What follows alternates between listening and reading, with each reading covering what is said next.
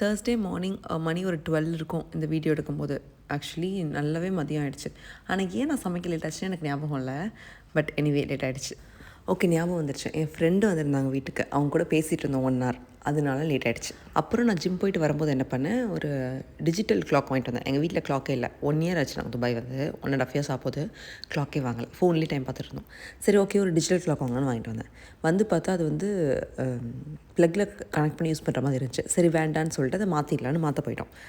நானும் என் பையனும் மாற்ற போயிட்டு அங்கே போயிட்டு கொஞ்சம் நேரம் ஆயிடுச்சு. வந்து அப்புறம் அனலாக் கிளாக்கே வாங்கிட்டு வந்துட்டோம். அவனுக்கு வந்து ரவுண்டாக இருக்க கிளாக் தான் வேணுமா, அப்படியே பார்க்குற நல்லா இருக்குமா. அதனால் இன்றைக்கி என்ன வேணும்னா சாம்பார் அண்ட் முருங்கைக்கீரை பொரியல். இந்த சாம்பார் வந்து எனக்கு யார் சொல்லிக் கொடுத்தாங்கன்னா, என்னோடய பாட்டினா எங்கள் அப்பாவோட அம்மா. அவங்க தான் சாம்பார் வைக்க சொல்லிக் கொடுத்தாங்க. கரெக்டாக கல்யாணத்துக்கு 1 வாரம் முன்னாடி அவங்க வீட்டுக்கு போயிருந்தேன் நான். 1 வாரம் ஃபுல்லும் டெய்லி எங்கள் பாட்டி சாம்பார் வச்சு எனக்கு சாம்பார் மட்டும் அப்படியே கண்ணு மூடி கரெக்டாக பண்ண தெரியும். அந்த சாம்பார் ரொம்ப எம்மையாக டேஸ்டியாகவும் இருக்கும். அதுக்கு ஃபஸ்ட்டு வந்து துவரம்பருப்பை ஊற வச்சுட்டு ஒரு 4-5 விசில் வச்சுக்கணும். நான் ஒரு 5 minutes சிம்லேயும் வச்சுப்பேன். அப்புறம் இதில் புளி தான் முக்கியமான இன்க்ரீடியன்ட் இந்த சாம்பாரில். அப்புறம் இன்னொன்று முக்கியமான இன்க்ரீடியன்ட் இருக்குது, என்னென்னு அப்புறம் சொல்கிறேன். எங்கள் பாட்டி பண்ணும்போது என்ன பண்ணுவாங்கன்னா, எண்ணெய் ஊற்றிடுவாங்க. எண்ணெய் ஊற்றி கடுகு, உளுந்தம்பருப்பு இதெல்லாம் போட மாட்டாங்க. இதை கடைசியாக போட்டு தாளித்து கொட்டுவாங்க. டேரெக்டாக ஃபஸ்ட்டு வந்து வெங்காயம் போட்டுருவாங்க. ஆனால் நான் என்ன பண்ணுவேன்னா, அது வந்து எனக்கு 2 வேலையாக இருக்கும். அதனால் ஃபஸ்ட்டே தாளிச்சிட்டு தான் நான் ஆரம்பிப்பேன். கடுகு, உளுந்து, அப்புறம் வந்து அந்த ஒரு பொடி இருக்குமே,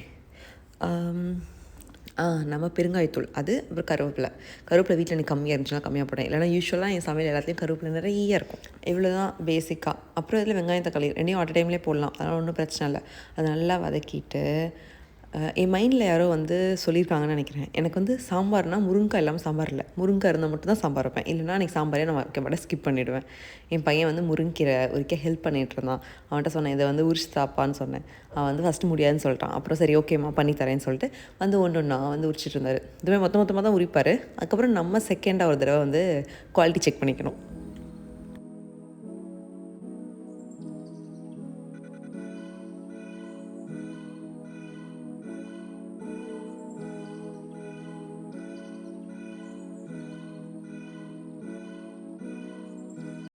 ஓகே, இப்போ இதை வந்து கட் பண்ண முருங்கைக்காய் போட்டலாம். எனக்கு வந்து சின்ன வயசுலேருந்து என்னென்னா, எங்கள் வீட்டில் சாம்பாரில் முருங்கை போட நிறையா போடுவாங்க. ஸோ நான் 2 பேருக்கு சாம்பார் வைக்கிறதா இருந்தாலும் 2 பேரையும் முருங்கைக்காய் ஃபுல்லும் போட்டுருவேன். எனக்கு என்னன்னு தெரியல, அப்போ தான் அப்படியே ஃபுல்ஃபில்லிங்காக ஒரு அச்சீவ்மெண்ட் பண்ண மாதிரி ஒரு ஒன்று இருக்கும். அவ்வளோதான். முருங்கைக்காய் போட்டு கொஞ்சம் வதக்கிட்டு கொஞ்ச நேரத்துலேயே வந்து உப்பு, அப்புறம் வந்து மஞ்சத்தூள், அப்புறம் நான் கொஞ்சம் காரத்துக்கு வந்து காஷ்மீரி சில்லி போடுவேன். அது போட்டுட்டு சாம்பார் தூள் இருந்தால் சாம்பார் தூள். ஆனால் என்கிட்ட இந்த மசால் பவுடர் இருக்குது, எங்கள் அத்தை அரைச்சி கொடுத்தது. அத்தைனா என்னோடய மாமியார், அவங்க அரைச்சி கொடுத்தது. ஸோ இதுதான் எல்லாத்துக்கும், ஃபிஷ் குழம்புக்கும் சரி, சாம்பாருக்கும் சரி. நான் ஆம்லேட் போட்டால் கூட இந்த பவுட்ரு போடுவேன், நல்லாயிருக்கும். ஸோ இந்த மாதிரி இதில் முக்கியமான ஸ்டெப் வந்து இந்த மசாலாவை ஃபஸ்ட்டு இதில் நல்லா வதக்கிடணும். ஓகே, இந்த காயில் வதக்கிட்டு அதுக்கப்புறம் தண்ணி ஊற்றணும். உடனே தண்ணி ஊற்றக்கூடாது. 2 minutes கழிச்சு அப்படியே தண்ணி ஊற்றணும். தண்ணி ஊற்றி என்ன பண்ணணும்னா, அப்படியே கிண்டிட்டு மூடி வச்சிடணும். நீங்கள் பாட்டு மூடி வச்சுட்டு வேறு வேலை பார்க்கலாம். அண்ட் அடியெலாம் பிடிக்காது. பட் ஸ்டில் எப்போ பார்த்துக்கோங்க. ஓகே, அடுத்த சீக்ரெட் இன்க்ரீடியன்ட்கான டைம் வந்துடுச்சு. இப்போயே வந்து என்ன பண்ணுறேன்னா, மாங்காவை ஒரு 2-3 பீஸ் இந்த மாதிரி கட் பண்ணி அதில் போட்டுட்டு அப்படியே மூடி வச்சுருங்க. முதவே போட்டால் ரொம்ப புளிப்பு ஏறும், அந்த மாதிரிலாம் நீங்கள் கவலைப்பட தேவையில்ல. சாம்பாரில் அவ்வளோ பருப்பு போடுறோம்ல, ஸோ ரொம்ப புளிப்புலாம் ஏறாது. அண்ட் ரொம்ப எம்மியாக இருக்கும் அந்த சாம்பார்.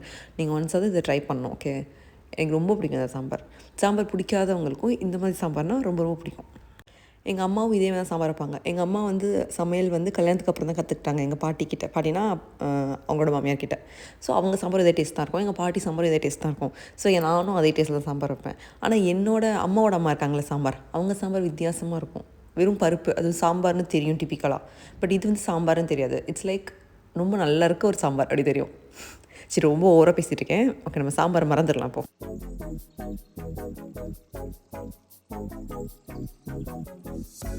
இந்த முருங்கைக்காய் வந்து எப்போ டன்னுன்னு நமக்கு தெரியும்னா, அதுலேருந்து அந்த சீட்ஸ் இருக்குல்ல, அது வந்து வெளில வரும். வந்தாலே ஓகே வெந்துருச்சு அப்படின்னு அர்த்தம். அப்போ என்ன பண்ணணும்னா, நம்ம பருப்பு வச்சுருக்கோம்ல குக்கரில், அதை எடுத்து கொட்டிடணும்.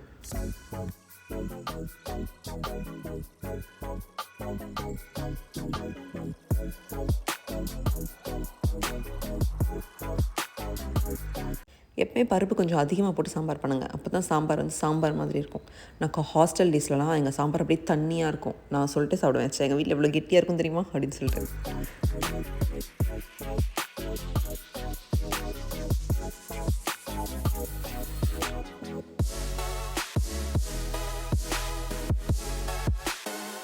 அப்போ அது லைட்டாக சும்மா மிக்ஸ் பண்ணி விட்டு இப்போ வந்து புளி போடுற டைம். இந்த புளி ஆக்சுவலி கொஞ்சம் தாங்க நான் புளி போட்டேன். இது அப்படியே ஊதி வந்து பெருசாக தெரியுது.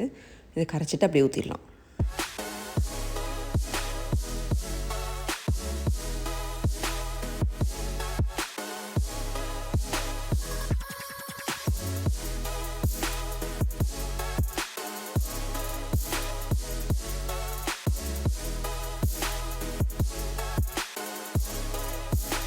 உங்களுக்கு எப்போ சாம்பார் டன்னு தெரியும்னா புளிலாம் ஊற்றுனதுக்கப்புறம் அது அப்படியே நல்லா கொதித்து இந்த மாதிரி நுர வரும் மேலே. அப்போது வந்து மல்லித்தலை தூவி ஸ்டவ் ஆஃப் பண்ணிடலாம். அவ்வளோதான், நம்ம எம்மியான சாம்பார் ரெடி.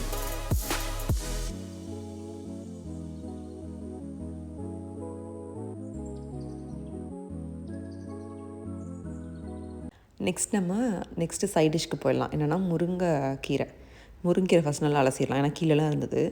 அதனால் முருங்கீரை எப்பயுமே எங்கள் அம்மா பண்ணாலும் சரி, என் மாமியார் பண்ணாலும் சரி, ஓகே, எங்கள் பாட்டி பண்ணாலும் சரி, யார் பண்ணாலும் எனக்கு ஒரு கசப்பு ஃபீல் தெரிஞ்சுக்கிட்டே இருக்கும். மேபி அது கீரையாலையா இல்லை, யூஸ்வலாகவே முருங்கைக்கீரை வந்து கசக்கும் தானே. ஆனால் நான் இதில் பண்ணியிருக்க இந்த கீரை வந்து கசக்கவே கசக்காது. அப்படியே முட்டை பொடிமா சாப்பிட்ட மாதிரி இருக்கும். லைக் ஒரிஜினலாக அந்த மாதிரி இருக்காது, பட் சீரியஸாக நல்லாயிருக்கும். கசப்பாக இருக்காது, அவ்வளோ நல்லாயிருக்கும், டேஸ்டியாக இருக்கும். அதுக்கு ஒரு ஸ்பெஷல் இன்க்ரீடியன்ட் இருக்குது. அது என்னென்னு சொல்கிறேன். ஃபஸ்ட்டு வந்து எப்பயும் போல் தாளிச்சிக்கணும். எண்ணெய் ஊற்றி, எண்ணெய் கம்மியாக ஊற்றினா போதும். கடுகு மட்டும் போட்டால் போதும். இதுக்கு வேறு எதுவுமே போட தேவையில்லை. கடுகு மட்டும் போட்டு தாளிச்சிக்கணும். அதுக்கப்புறம் என்ன பண்ணணும்னா, வெங்காயம், ஒரு பெரிய வெங்காயம். அதை நீங்கள் பெருசாக கட் பண்ணிக்கலாம், சிறுசாக கட் பண்ணிக்கலாம், இப்படி வேணால் கட் பண்ணிக்கலாம். நீங்கள் சின்ன வெங்காயம் கூட யூஸ் பண்ணலாம். பட் பேசிக்கலி எனக்கு சின்ன வெங்காயம் உரிக்கிற அளவுக்கு டைம்லாம் இல்லை, அதனால் பெரிய வெங்காயம் போட்டேன். அந்த வெங்காயம் நம்ம வதங்கணும் அவசியம் இல்லை. வெங்காயம் போட்டு சும்மா ஒரு செகண்ட் சாட்டே பண்ணிட்டு இந்த கழுவி வச்ச முருங்கீரை அதில் போட்டுடலாம். நீங்கள் முருங்கைக்கீரைலாம் கழுவும் போது 2 to 3 டைம்ஸ் அலசுங்க. ஏன்னா ஆப்வியஸ்லி தட்டுருவோம். அப்புறம் வந்து நம்ம இதை வந்து சாட்டே பண்ணிடலாம். ஓகே, ஃபஸ்ட்டு வந்து தண்ணிலாம் ஊற்றக்கூடாது. ஓகே, சும்மா வெறும் அந்த கொஞ்சோண்டு எண்ணெய் ஊற்றணும்ல, அந்த எண்ணெயிலேயே சாட்டே பண்ணணும். நீங்கள் மூடி வச்சு பண்ணுங்கள். சில பேர் மூடி வச்சு பண்ண மாட்டாங்க, ஏதோ சொல்லுவாங்க, என்னென்னு எனக்கு தெரில. ஸோ மூடி வச்சு பண்ணுங்கள், இல்லை மூடி வைக்காமல் பண்ணுங்கள், தட்ஸ் யுவர் விஷ். நான் வந்து கொஞ்சம் நேரம் மூடி வச்சு தான் பண்ணுவேன். நான் காமிக்கிறேன். அது ஒரு கலர் மாறும், ஒரு நல்ல ஒரு க்ரீன் கலரில் வரும். அப்போ பார்க்கலாம். இப்போ நம்ம இந்த சீக்ரெட் பொடி ரெடி பண்ணிடலாம். இதில் என்ன பண்ணணும்னா, இந்த கிரவுண்ட் இருக்குல்ல, ரோஸ்டட் கிரவுண்ட் கொஞ்சம் தாராளமாக போட்டுக்கோங்க. அது கூட ஒரு வத்தல். நான் ஏன் ஒரு வத்தல் போடுறேன்னா அதுவே நல்லா காரமாக இருக்கும். நீங்கள் நல்லா காரம் சாப்பிடுவீங்கன்னா 2 வத்தல் போட்டுக்கோங்க, இல்லை 1.5 வத்தல் போட்டுக்கோங்க. இந்த பொடியை இந்த மாதிரி குறக்குறன்னு அரைச்சி வச்சுக்கணும். ஓகேவா, இதை தான் நம்ம இதில் போட போகிறோம். அது வெந்தப்புறம் அது ரொம்ப ஒரு எம்மி டேஸ்ட் கொடுக்கும் இந்த ஓவரால் கீரை டிஷ்ஷுக்கு. கீரை மாதிரியே இருக்காது சாப்பிட. நான் கரெக்டாக வந்து லிட் ஓப்பன் பண்ணிட்டேன். எல்லாம் கொஞ்சம் விட்டுருந்தா கருகி இருக்கும், பட் ஸ்டில் எனிவே. இப்போ இந்த கலர் வந்ததில்ல, இந்த கலர் வந்ததுக்கப்புறம் இதில் வந்து நம்ம தண்ணி ஊற்றணும். தண்ணி கொஞ்சம் ஊற்றினா போதும்.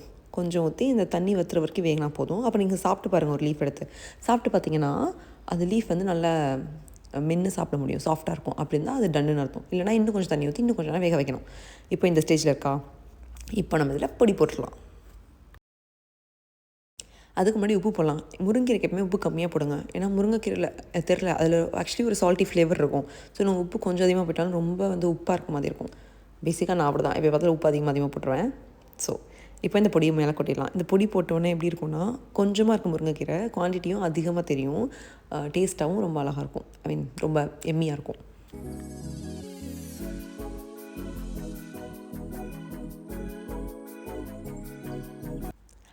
அவ்வளோதான், நம்மளோட முருங்கைக்கீரை பொரியல் ரெடி. இது தோலோடு போடுங்க கிரவுண்ட் நட்டை, அதுதான் டிப்பு. அப்போ தான் நல்லா டேஸ்ட் வரும். தோல்லாம் போட்டால் அவ்வளோ டேஸ்ட் வராது. தோலோட கிரவுண்ட் நட்டை ரோஸ்ட் பண்ணி போடணும், அப்போ தான் டேஸ்ட்டாக இருக்கும். அவ்வளோதான், சமையல்லாம் முடிஞ்சிருச்சு. அப்பாடா சமையல் முடிஞ்சுது. நம்ம போயிட்டு குளிக்கலாம், சாப்பிட்லாம், நிறையா பிளான் வச்சுருந்தேன். அப்புறம் பார்த்தா துணி இருந்தது மடிக்காமல். சரி ஓகே, துணி மடிக்கலாம்னு சொல்லிட்டு பொறுமையாக உட்காந்து துணி மடிச்சிட்டு இருந்தேன். துணி காய போட்டுடலாம், துவைச்சிடலாம். ஆனால் அது மடிக்கிறது தான் எனக்கு இருக்கிறதுலே கொஞ்சம் டஃபஸ்ட்டான வேலையாக தெரியும். அண்ட் ரியலி இல்லை, இப்போல்லாம் பரவாயில்ல. ஹஸ்பண்ட், வீட்டில் கிட்ஸ் இவங்கெல்லாம் ஹெல்ப் பண்ணுறாங்க துணி மடிக்கலாம். நான் சின்ன பொண்ணாக இருந்தபோது எங்கள் அம்மா தான் எல்லா துணியும் மடிப்பாங்க. எங்கள் வீட்டில் வந்து எங்கள் அப்பாவும் எங்கள் தாத்தாவும் மடித்து நான் பார்த்ததில்ல. தட்ஸ் ஸோ பேடில். But I'm feeling grateful that இப்போ வந்து நமக்கு அப்படி இல்லை. நம்ம வீட்டில் இருக்க பாய்ஸும் வந்து ஹெல்ப் பண்ணுறாங்க அண்ட் தே ஷுட் ஹெல்ப். நான் ஹெல்ப்னும் சொல்லிட மாட்டேன், ஏன்னா சில பேர் ஹெல்ப்னு சொன்னால் பிடிக்காது. அது என்ன ஹெல்ப், எல்லாரோட துணி தான் இருக்குது, ஸோ எல்லோரும் தான் மடிக்கணும்னு சொல்லுவாங்க. Yeah, that's one perspective. And yeah, every perspective counts. நான் குளிச்சுட்டு சாப்பிட்லான்னு வெயிட் பண்ணுறேன். ஆனால் பயங்கரமாக பசிச்சிருச்சு. மணி வந்து 1:30, 1:40, 2 o'clock ஆகிடுச்சு. சரி ஓகே, சாப்பிட்றலான்னு முடிவு பண்ணிட்டேன். இதுதான் என்னோடய பிளேட். அங்கே ஏதோ ப்ரௌனாக ரவுண்டாக இருக்குது என்னென்னு யோசிக்கிறீங்க தானே? அது என்னென்னா கரண்டி ஆம்லெட். ஆக்சுவலி அது ரொம்ப நல்ல ரெசிபி. நெக்ஸ்ட் டைம் நான் ஷேர் பண்ணுறேன். ஓகே, இந்த தடவை நான் பசியில் வந்து என்னால் வீடியோன்னு எடுக்க முடியல, எனக்கு பயங்கரமாக பசிச்சு.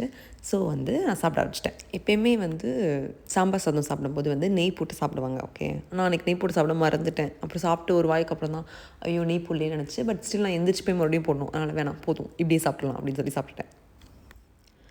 அப்புறம் என்கிட்ட வீடியோவில் ரொம்ப பேர் கேட்டிருந்தீங்க, என்னென்னா ஐலைனர் எப்படி போடுறதுன்னு சொல்லுங்கள், ஸ்கின் கேர் என்ன பண்ணுவீங்க அப்படின்னு சொல்லிட்டு. ஸோ சரி, அதையும் சேர்த்து இந்த வீடியோவில் போட்டுடலாம் அப்படின்னு சொல்லிட்டு குளிச்சுட்டு வந்துட்டேன்.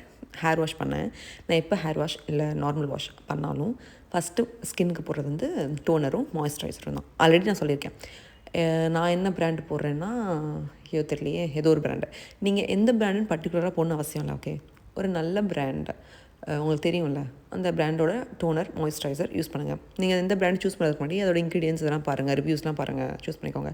நான் என்ன சொல்லுவேன்னா, ஒரு ஸ்கின் கேர்ன்றது வந்து நீங்கள் டெய்லி ஃபாலோ பண்ணிங்கன்னா உங்களுக்கு நல்ல ரிசல்ட் இருக்கும். நான் ஃபஸ்ட்டு என்ன நினச்சேன்னா, நான் சின்ன வயசாக இருக்கும்போதெல்லாம் வந்து என்னென்னா ஃபேர் அண்ட் லவ்லி தான் வந்து இது எங்கள் அம்மாலாம் ஃபேர் அண்ட் லவ்லி தான் போட்டு நான் பார்த்துருக்கேன். ஸோ நான் நினச்சேன் க்ரீம்லாம் வந்து நம்ம ஸ்கின் ஒயிட் ஆகும் அதான் க்ரீம்னு. அப்புறம் தான் எனக்கு லேட்டடாக 1 இயர் முன்னாடி தான் எனக்கு தெரிஞ்சுது ஸ்கின்னுக்கு மாய்ஸ்சரைசர் ரொம்ப முக்கியம். நம்ம ஸ்கின் குளிச்சுட்டு வந்தால் பார்த்திங்கன்னா அப்படியே ட்ரையாக இருக்க மாதிரி இருக்கும். ஸோ நம்ம ஒரு டோனர், அதுக்கப்புறம் மாய்ஸ்சரைசர் இதெல்லாம் போட்டால் நம்ம ஸ்கின் வந்து பேக் டு ஒரு பலன்னு இருக்கும். அதை விட வந்து கொஞ்சம் ஹைட்ரேட்டடாக ஃபீல் ஆகும். ஸோ மாய்ஸ்சரைசர் வந்து ஸ்கிப் பண்ணாதீங்க, கண்டிப்பாக போடுங்க. Okay, that's my advice. என்ன பிராண்டாக இருந்தாலும் தட்ஸ் ஃபைன், ஆனால் போடுங்க. இதில் முக்கியமாக பார்க்க வேண்டியது என்ன, குவான்டிட்டி. நான் ஃபஸ்ட்டு போடும்போது நிறையா போட்டு அவங்க ஃபேஸ் ஆயிலியாக தெரியும். ஸோ உங்களுக்கே பிடிக்காது, நீங்கள் போட ஸ்டாப் பண்ணிடுவீங்க. ஸோ எப்போயுமே குவான்டிட்டி ரொம்ப முக்கியம். கம்மியாக போடுங்க, ஜஸ்ட் கம்மியாக போடுங்க. கம்மியாக போட்டால் டெய்லி போட்டாலே எஃபெக்டிவாக தான் இருக்கும். கம்மியாக போட்டால் ஆயிலியாகவும் இருக்காது and you look fresh and yeah beautiful. அவ்வளோதான்.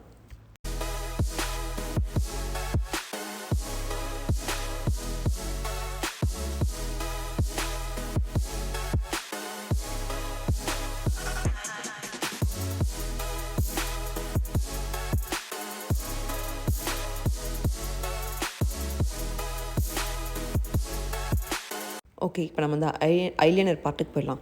இந்த ஐலைனர் வந்து நான் எப்போ இருந்து போடுறேன்னா, நான் 7th ஸ்டாண்டர்ட் படிக்கலேருந்து போட்டிருக்கேன். எங்கள் பஸ்ஸில் ஒரு அக்கா வருவாங்க. ஓகே, அந்த அக்கா தான் எனக்கு சொல்லி கொடுத்தாங்க. அவங்க பேர் சரண்யா. கரெக்ட், அவங்க பேர் சரண்யா. அவங்க தான் வந்து ஐலைனர் சொல்லி கொடுத்தாங்க. நான் சொன்னேன், நம்மளே எப்படி போடுறது ஐலைனர், இந்த கை வச்சுட்டு போட்டால் கண் மூடிடும்ல அப்படிலாம் கேட்பேன். அவங்க சொல்லுவாங்க, அதெல்லாம் இல்லை போடலாம், ஒரு கண் திறந்துருக்கும், ஒரு கண் மூடி இருக்கும் அப்படிலாம் சொன்னாங்க. ஸோ அடுத்து நான் போய் நான் ட்ரை பண்ணி பார்த்தேன். வீட்டில் ட்ரை பண்ணி பார்த்தப்போ கண்ணாடி முன்னாடி அப்படியே கண் ஃபுல்லும் கருப்பாயிடுச்சு. அப்படி இருந்தது. But fine. ஆனால் ரொம்ப நாள் எனக்கு வந்து ஐலைனர் வந்து ஸ்மெஜ் ஆகிட்டா எப்படி ரிமூவ் பண்ணணும்னு தெரியாது. ஸோ ஜஸ்ட்டு தேங்காய் எண்ணெய் நீங்கள் கண்ணில் அப்படி நல்லா தொடச்சி எடுத்திங்கன்னா வந்துடும். சரி, ஓகே, இப்போ நம்ம ஐலைனர் அப்ளை பண்ணலாம். ஃபஸ்ட்டு வந்து கீழே வழியாக ஒரு கோடு போட்டுக்கோங்க. ஓகே, லைக் அதுதான் அங்கே தான் உங்கள் ஐலைனர் வந்து முடியும். அப்புறம் மேலேருந்து அந்த கோடை மறுபடியும் ட்ரையாங்கிள் மாதிரி ஃபார்ம் பண்ணுங்கள். அக்யூட் ட்ரையாங்கிள், அது என்ன ட்ரையாங்கிள் தெரில, தப்பாக இருந்தால் சாரி, ஏதோ ஒரு ட்ரையாங்கிள். இப்போது இப்படி தான் அவங்க ஐலைனர் முடியும். இப்போ என்ன பண்ணணும்னா மறுபடியும் மேலே போகணும். மேலேருந்து அதை அப்படியே இழுத்துட்டு வரணும். அந்த கூட கண்ணை ஒட்டியே கொண்டு வாங்க. கண்ணை மேலே போயிட்டிங்கன்னா ரொம்ப திக்காக இருக்கும். பட் இஃப் யூ ப்ரிஃபர் திக்னா தட்ஸ் ஃபைன். பட் நானே சஜஸ்ட் பண்ணுவேன்னா மெல்லிஸாக போட்டுட்டு அதுக்கப்புறம் உங்களுக்கு வேணுன்ற திக்னஸை நீங்கள் மேலே போட்டு ஆட் பண்ணிக்கலாம். ஸோ மேலேருந்து இழுத்துட்டு வரணும். இதில் முக்கியமாக பார்க்க வேண்டியது, நீங்கள் பாதியோடு விட்டுறக்கூடாது, ஆனால் ஃபுல்லாகவும் போட்டக்கூடாது. ஸோ இந்த எட்ஜில் நீங்கள் ஸ்டார்ட் பண்ணிங்கன்னா இப்போ நான் ஸ்டார்ட் பண்ணுறேன்ல, இங்கேருந்து போட்டாலே ஐலைனர் பர்ஃபெக்டாக இருக்கும். நான் ஃபஸ்ட்டில் என்ன பண்ணுவேன்னா முன்னாடி இருந்து போடுவேன். ஸோ அது வந்து ரொம்ப ஆடாக இருக்கும் பார்க்க. ஸோ நீங்கள் இந்த கரெக்டான லென்த்து இங்கேருந்து போட்டிங்கன்னா இட் வில் லுக் குட்.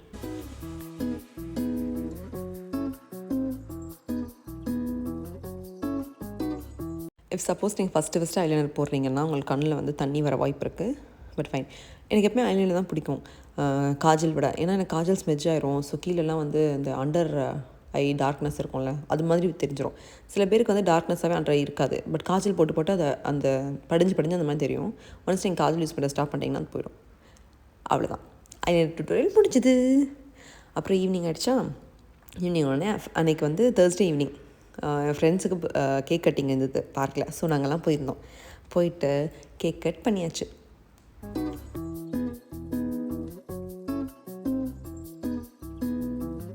இவங்கெல்லாம் தான் என்னோடய ஃப்ரெண்ட்ஸ். இதில் இருக்கிறது வந்து சாந்தி, ஜெனி, தாரணி, மாலதி, சஜினி, இவங்க வந்து ஓகே அதுக்குள்ள அவங்க போயிட்டாங்க. That's fine. அப்புறம் அவ்வளோ சாம்பார் வச்சேன்ல, என்ன பண்ணேன்னு உங்களுக்கு டவுட்டாக இருந்ததா? நான் என்ன சாம்பார் வைக்கிறேன் அன்றைக்கி எல்லாமே வந்து நைட்டு வந்து எனக்கு தோசை தான். ஓகே, ஒவ்வொரு தோசையாக போட்டு அதுக்கு மேலே சாம்பார் ஊற்றி அதை அப்படியே ஊற வச்சு சாப்பிடுவேன். And it will be so yummy.